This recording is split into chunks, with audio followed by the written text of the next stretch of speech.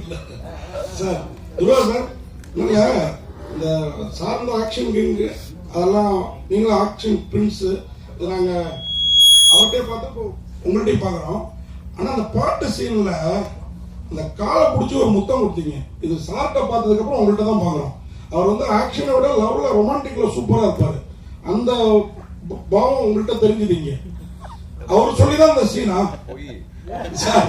இல்லை இல்லை நிஜமா சங்கர்புரிலேருந்து நான் பார்த்துட்டு இருக்கேன் சார். அவர் சொல்லி தான் அந்த ஏன்னா முத்தம் வந்து எங்க தான் கொடுப்பாங்க, காலில் முத்தம் கொடுக்கறதுக்கு பாதத்தில். அதுக்கு ஒரு பெக்குலியரா அதை பண்ண முடியாது. நீங்க சூப்பரா பண்ணிருக்கீங்க சார், நீங்க பண்ணிருக்கீங்க. Thank you so much. ஏன்னா அது வந்து டிவைனிட்டி காட்டுறதுக்கு டிஃப்ரெண்டாக ட்ரை பண்ணுறது. அண்ட் ஆல்சோ என்ன பிளட்ல இருக்காங்க சார்.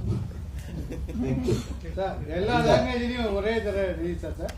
ஆல் லாங்குவேஜ், ஜப்பான், கொரியர் எல்லாம் 13 லாங்குவேஜ் ஒரே டைமா? We have dubbed the film, but as you know that China has got its own restriction.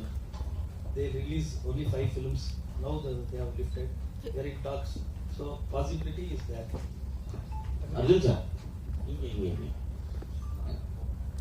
கேப்டனும் நீங்களும் மட்டும்தான் இந்த பாகிஸ்தான் வரையும் போய் ஃபைட் பண்ணிட்டு எல்லாத்தையும் காப்பாற்றுற ஒரே ஹீரோ. ஸோ ஆனால் இப்போ பார்த்தீங்கன்னா ஹேமா அந்த கமிட்டியோட இஷ்யூ ஓடிட்டு இருக்கு. இப்போ பாகிஸ்தான்லாம் முடிஞ்சு இப்போ பெண்களுக்கு பாதுகாப்பு முக்கியம் அப்படின்னு சொல்லிட்டு வந்திருக்காங்க. ஸோ இதுக்காக அடுத்த படம் எடுக்க ஆரம்பிச்சிருக்கீங்களா? இது இந்த பிரஸ் மீட்ல எல்லாரும் எனக்கு ஐடியா தான் கொடுத்துக்கிட்டு இருக்கீங்க. அவர் பார்த்த 2 மாப்பிள்ளை வச்சு பணம் எடுங்கன்றாங்க, நீங்க இதை வச்சு ஒரு ஐடியா கொடுக்குறீங்க. இல்லைங்க, இப்போ நீங்க கேள்வி கேட்குறீங்கிறதுனால தான் நான் சொல்றேன். இப்போ கூட ஒரு படம் டைரக்ட் பண்ணிட்டு இருக்கேன். என்னுடைய டாக்டர் வச்சு தெலுங்குல பண்ற, தமிழ்லையும் இது கூடிய சீக்கிரத்தில் எல்லாம் சந்திக்க போறேன் அந்த படத்தை சம்பந்தமா. அதுலேயும் நான் ஒரு சீன் ஒன்று எழுதியிருக்கேன். இதுதான் இப்போ நீங்க கேட்குறீங்களா, இப்போ நடந்துட்டு இருக்குல்ல, இது சம்பந்தமா தான் ஒரு சீன் ஒன்று எழுதியிருக்கேன். இது வர்றதுக்கு முன்னாடியே. ஸோ ஒவ்வொரு படத்திலையும் பெண்களுக்கு மட்டும் இல்லாம ஒரு சமுதாயத்துல ஒரு பாசிட்டிவான ஒரு விஷயங்கள் நடக்கணும். ஸோ அது வந்து நம்ம இந்த சினிமா அப்படிங்கிறது பெரிய மீடியா, இதுல நம்ம காட்டினா 4 பேருக்கு கொஞ்சம் அது திருந்துறாங்க அப்படிங்கிற ஒரு எண்ணத்துல தான் முன்னாடி வந்து நாட்டுப்பற்ற படங்களும் பண்ணிட்டு இருக்கோம், இந்த மாதிரி ஒரு விஷயங்களும் பண்ணிட்டு இருக்கோம்.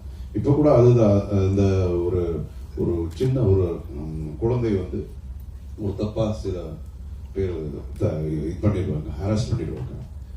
அதுலயும் இதுதான் சொல்றோம். டைலாக் கூட நானே எழுதியிருக்கேன். இதுல இதுல வந்து ஒரு மாரல் ரெஸ்பான்சிபிலிட்டி அப்படிங்கிறது ஒவ்வொருத்தருக்கும் இருக்கணும். இப்ப நம்ம இங்க பேசிட்டு இருக்கோம், பட் நமக்கு இதே ஆஸ் வி ஸ்பீக் நம்ம கண்ட்ரில எத்தனை பேருக்கு அநியாயம் நடந்துகிட்டு இருக்கு தெரியுமா?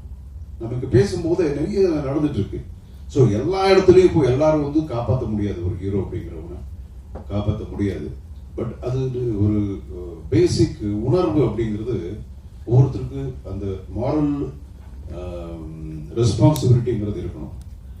இப்போ நான் சொன்ன சீனு உங்க படம் இன்னும் வரல, பட் நீங்க கேட்கறதுனால சொல்லக்கூடிய ஒரு நல்ல விஷயம், அதனால தான் சொல்றேன்.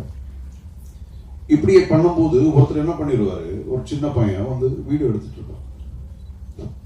ஒரு சின்ன பையன் வந்து ஒரு போன் மொபைல்ல அப்படி எப்படி எடுத்துட்டு இருப்பான். அதுக்கப்புறம் அவனை பிடிச்சிட்டு இந்த பையனோட ரெஸ்பான்சிபிலிட்டி என்ன?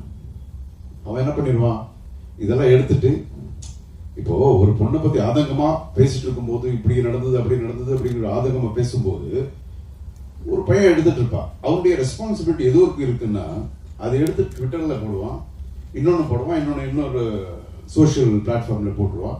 அதுல எவ்வளவு லைக்ஸ் வருதுன்னு மட்டும்தான் பாக்குறான். ஸோ அதோட அவனுடைய ரெஸ்பான்சிபிலிட்டி முடிஞ்சு போச்சு. ஓகே, ஸோ இதே மாதிரி நீங்க பாத்தீங்கன்னா பொதுமக்கள் டிவியில பார்த்துட்டு இருப்பாங்க, இந்த மாதிரி ஒரு பொண்ணுக்கு அநியாயம் நடந்தது அப்படின்னு சொல்லும் போது அந்த சேனல் பார்க்கும்போது சுச்சு பண்ணிட்டு கொஞ்ச நேரம் அப்படியே பார்த்துருவாங்க, கண் கலங்குவாங்க, இதெல்லாம் முடிஞ்சு போகுது. இம்மிடியேட்டா சேனல் மாறும், அதுக்கப்புறம் அதை பத்தி மறந்துடுவாங்க. ஸோ அவங்களுடைய ரெஸ்பான்சிபிலிட்டிஸ் அங்கே முடிஞ்சு போச்சு.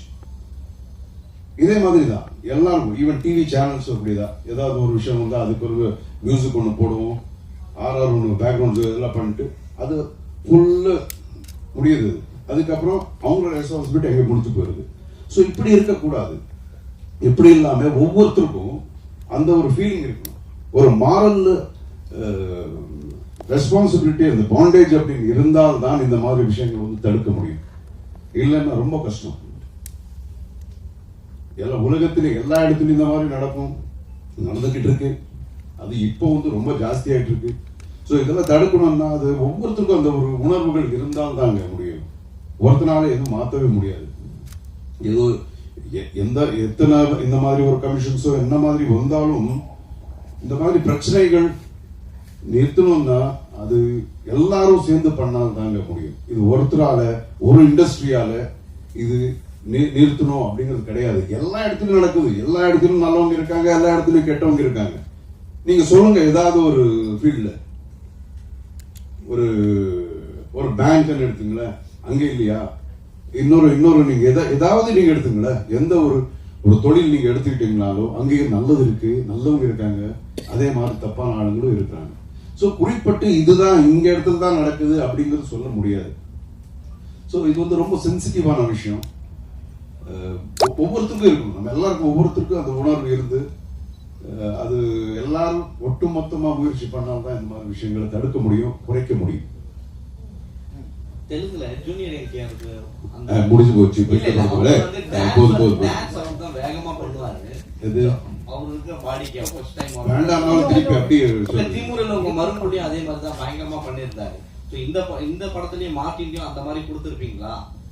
இல்ல நிச்சயமா இருக்கும். நீங்க பார்க்கல எவ்வளவுதான். அடுத்து இன்னும் சில சாங்ஸ் எல்லாம் இருக்கு, அதுல பண்ணுவாரு. அதான் சொன்னேன், ரொம்ப dedicated, is very very dedicated actor. சாங்னு சொன்னாலும் ஃபைட்டுக்கு எந்த அளவுக்கு ஒரு முக்கியத்துவம் கொடுப்பாரோ சாங் கூட அதே மாதிரி இருந்து பண்ணுவாரு. நீங்க பார்க்கலாம், நிச்சயமா பார்க்கலாம். அதை விட நல்லா இருக்கும் இந்த படத்துல. ப்ரொடியூசர் சார் ஒரு கேள்வி சார். சைனாவை பொறுத்தவரை ஒரு பெரிய மார்க்கெட் சினிமாவுக்கு. ஆனால் இந்த படம் வந்து ஒரு ஆக்ஷன் என்டர்டைன்மெண்ட்டையும் தாண்டி ஒரு பேட்ரியாட்டிசம், அதுவும் பர்டிகுலராக இந்தியா வந்து பாகிஸ்தானை டாமினேட் பண்ணுற மாதிரியான விஷயங்கள் இந்த ட்ரெய்லர்லேயே எங்களால் பார்க்க முடிஞ்சது. சைனா வந்து பாகிஸ்தானுக்கு ரொம்ப சப்போர்ட்டிவான ஒரு நேஷன். அப்படி இருக்கும்பொழுது இந்த ஸ்க்ரீன் பிளே வந்து 100% அங்கே அப்படியே ரிலீஸ் பண்ணுறதுக்கான பாசிபிலிட்டிஸ் இருக்கா, இல்லை இதில் ரிலீஸ் பண்ணுறதுல என்னென்ன சிரமங்களை நீங்கள் face பண்ணுறீங்கன்றது? The full film is not based on India Pakistan. It is just a portion. So I don't think so we have targeted any country. It's just the characters. So I don't think so there will be any problem. அதுக்கு sir நீங்கள் வந்து எழுதப்பட்ட படங்கள்லாம் இருக்கீங்க, உங்களுக்கு அது கரெக்டாக இருக்காது. பட் துருவாக்கு நீங்கள் அதே மாதிரி பேட்டரில் கலை எழுதுக்கு என்ன காரணம்? அது மட்டும் இல்லாமல் அரசியலுக்கு நிறைய நடிகர்கள் வராங்க, சினிமாவில் இருந்து வராங்க.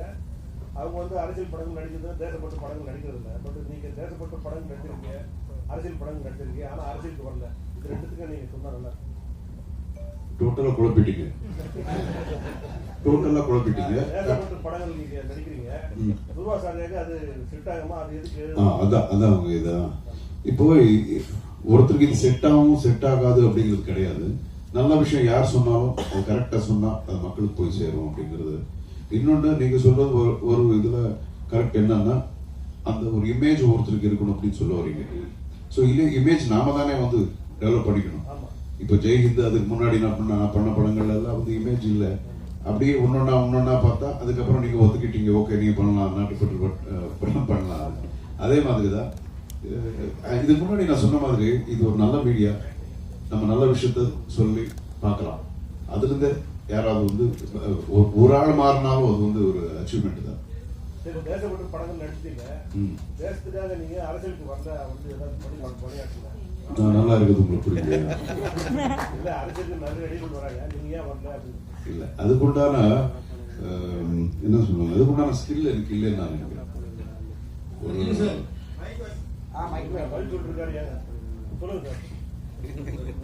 அதான் சொன்னாங்க, ஒரு அரசியல் அது வேற, டிஃபரெண்ட் பால் கேம். அது நமக்கு அது நம்ம சினிமா ஓகே,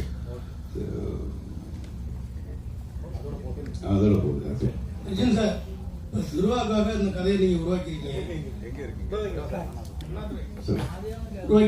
அந்த கதையில ஒரு நிச்சயமா ஒரு அழுத்தம் கொடுத்துருப்பீங்க, இது ஒரு முக்கியத்துவம் இருக்கும். முக்கியத்துவம் என்ன, ரெண்டாவது ஒரு கதை பல மொழிகளுக்கு எப்படி பொருந்தி போகுது, அதை எப்படி கொண்டு போயிருக்கீங்க? முக்கியத்துவம் என்னன்னு சொன்னா நீங்க படம் பார்க்க மாட்டீங்க. இப்போ இங்கே சொன்ன மாதிரி இருக்கும்.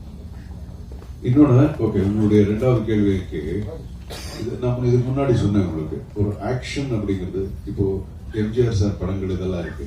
இப்போ கூட நம்ம அதெல்லாம் பார்க்கலாம். ஏன்னா அது ஒரு யூனிவர்சல் ஒரு ஃபார்முலா மாதிரி. அது எந்த பாஷையில இருந்தாலும் அது அது ஆக்ஷன் படங்கள் அப்புறம் காமெடி அப்படிங்கிறது வந்து இருக்கிற ஒரு கட்சியோட ஞாபகம் இருக்கு. எல்லாரும் பிளான் பண்ணி பண்ணதா இல்ல? உங்களுக்கே சந்தோஷம் இல்லை? எப்படி ஒரு கேள்வி கேட்டீங்க? தேங்க்யூ. நன்றி. சந்தோஷம் தானே? சந்திப்பிற்கு வந்த அனைவருக்கும் அன்பும் நன்றி. இப்போது